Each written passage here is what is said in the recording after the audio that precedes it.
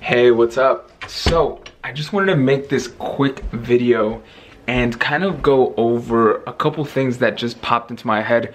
I was actually doing work, but I'm gonna take a quick break because it just kind of struck me, and I want to really share with you guys what that was. So basically, I wanted to go over the kind of 5 red flags when it comes to picking clients, and it's kind of struck me, and it's only from experience, that there's certain signs when it comes to, let me see if I could get a good view here for you guys. Yeah, so it's basically like certain red flags that come up that kind of signify that it's going to be a bad client experience, and they're not probably going to stay on for long, and it'll waste a ton of your time.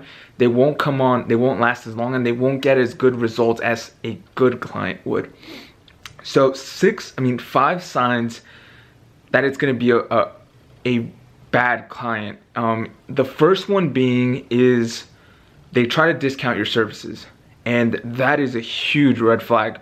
Like, if someone's trying to discount your services, I mean, keep in mind, if you're charging like about $1,500 or so, I mean, that's already like that is a deal for what you're giving them. And so if they're trying to discount that, it means they don't really value it and they're not really committed. Which brings me to my second point, which is another red flag, is they try to get a free trial. And so this might come up in the discovery call or in the sales calls itself, and it's always the same it's always the same words, like, hey, maybe we can work something out, where we're looking for a long-term partnership or something like that. Let's work something out. And basically what they're saying is they want a free trial. And so never do the free trial, do a paid trial. I'll also have a video on that as well. It's much better, shows that they're committed, and I would only probably do that in certain very specific rare cases, but at the very worst case scenario, only do a paid trial. Another one is, well, let's see. Another one is if they are not open to lead generation, if they're really just kind of hesitant to do any sort of lead generation. They're only word of mouth people. Like they keep on saying they've tried it in the past and it doesn't work, and they only do word of mouth, and that's the way they do business. All right, those people, you don't want to get them on. Like, just focus on the people that know the value of advertising and the value of how it's going to grow their business. Focus on those people, because they're the ones that could really benefit from this, as opposed to the ones who are only doing word of mouth and that's the way they run their business. If so, they probably won't be able to do as well with something like this, because it's not the way that they've done things as far, and they're probably not motivated to do it. Otherwise, they would have taken some initiative to get going with something like this. So really gauge it out, see if they're really motivated and they're really looking to make a change in their business. If so, then that might be a good client. Another kind of sign would be is if you're dragging them through the purchase line. If you're dragging them through, you're really trying to really hammer them in and really shut them down, right? That's also a big sign that it might not be a good fit, especially if they can't afford it and you're just pushing them through, and it just kind of seems like they know it's something that they should do, but they're extremely scared and they just feel like it's not going to work for them, and that's what they're saying, that it's not going to work, that they've tried it in the past, and you're really just dragging them along, right? It might not be a good fit.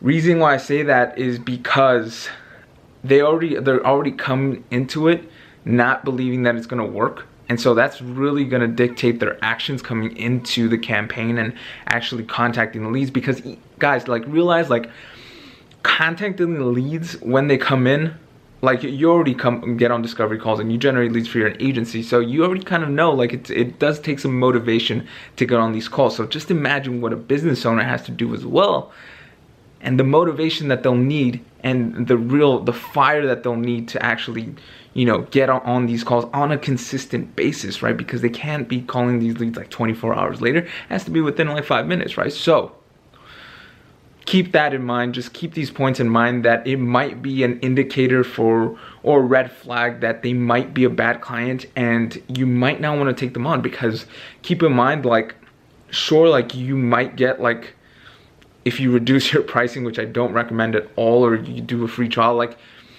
you might think that you'll be bring them on as a client, but that usually doesn't happen. What usually ends up happening is they're going to be the type of clients that try to fix your marketing and say, hey, like, why don't we try this and this?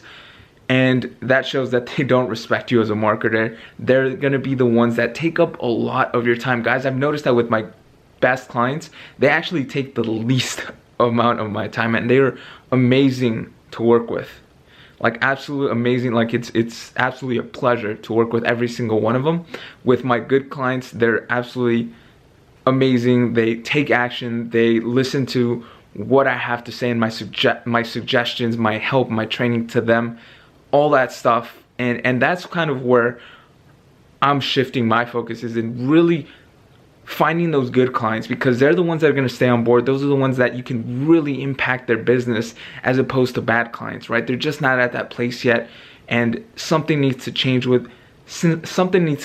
first, you know, whether it be like their belief in marketing, maybe their perception on advertising and investing in their business, and then at that point they can invest in a service like yours. So anyways, I just wanted to kind of share my experience with you guys and see if that would probably be helpful to you while you're going out there, because I know for a fact that a bad client can cost you a lot of money and time, right? So, and by a lot of money, I mean you could have gotten a better client and gotten them at a higher price point for a longer time, as opposed to just one client who took up a lot of your time. So I want you to avoid that. All right, just keep that in mind. Keep that positioning strong. Remember, you have an amazing service to provide to business owners. You are growing their business. Leads are the lifeblood of these businesses. So keep that in mind whenever you go into a discovery call, into a meeting. Until then, if you have any questions, leave it down below. Any way that I can help, DM me on Instagram. All right, thanks for watching.